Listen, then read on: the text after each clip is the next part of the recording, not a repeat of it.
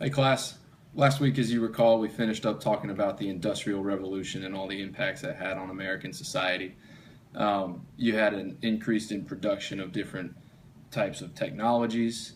You had the steel industry, the growth of that, and one other thing that you had was the advent of the car.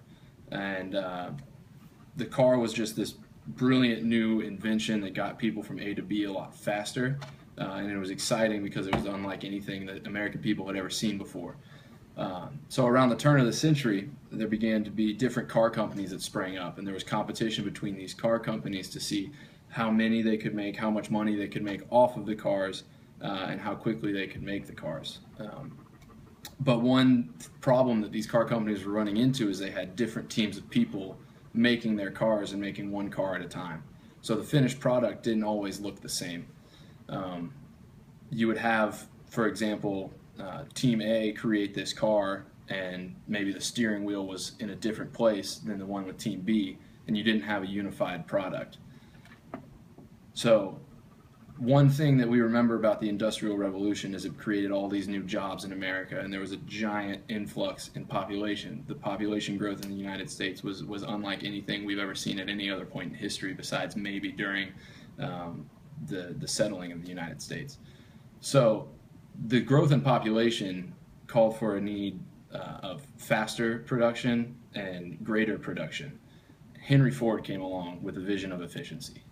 Folks, so as was previously mentioned, Henry Ford, he's definitely an integral figure when it comes to the car industry, and he's known for two revolutionary ideals.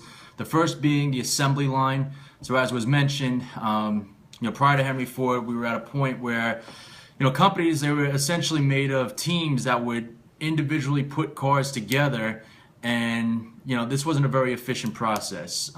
It was time consuming, and a lot of times, cars were put together differently, so, there was a slight variation in the final product.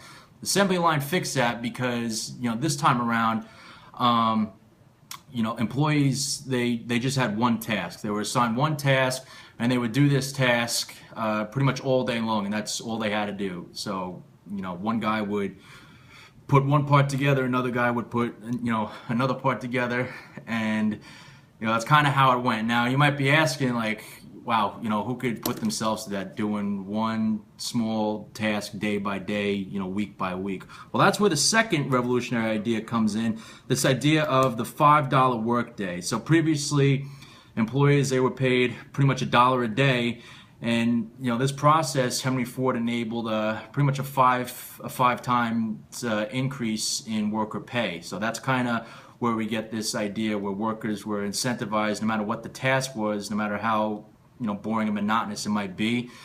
Workers would do that if they knew they were going to be getting a higher salary. Yeah. All right, guys, so if you take those two big ideas that we just learned about, the assembly line and the $5 workday, and we put those together, the big term of the day that it gives us is specialization. Specialization is whenever you specialize and you do one specific task over and over and over again. The previous car companies didn't have that because it was a crew working on a car all week, so they had to do all the tasks. But underneath the assembly line, you might have to screw the same screw 10 times a minute, every minute for the entire day, but you're okay with that because you're getting paid 5 times as much as anywhere else.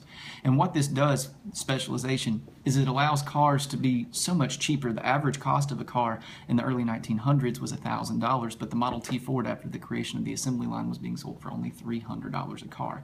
So it allowed poorer people to be able to buy it, and it allowed them to be able to live further away from the city and move in. That's called urban sprawl, because you're able to drive into work. And all of that was possible because of Henry Ford's assembly line using specialization.